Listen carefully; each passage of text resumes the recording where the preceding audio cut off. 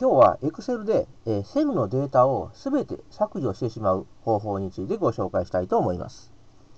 はい。Excel でね、セルのデータを削除するということは、まず削除したいセルをこのように選択しまして、それから、キーボードの方から、デリートボタンキーですね。これを押すと、削除することができます。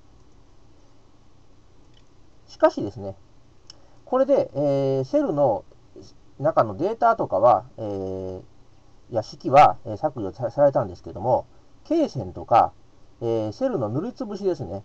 これは削除されずに残ってしまいます。で、これは後からね、もしこうなった場合は、一個一個削除していくことになるんですけども、それは大変です。ですので、一気にね、このようなセルのね、形式も、削除していく方法についてご紹介します。はい、ちょっと元に戻します。でその場合ですね、ここのね、セルを全部こう選択するところまでは同じなんですけども、次に、リボンメニュー使います。リボンメニューのね、ここ、フォームのところのね、タブを開いておいてくださいね。はい。で、一番右の方に行って、ここにね、このところですね、クリアっていうのがあります。編集グループにクリアっていうのがありますから、ここのね、下向け三角をクリックします。そして、このね、一番上の、すべてクリアっていうところを、クリックしてください。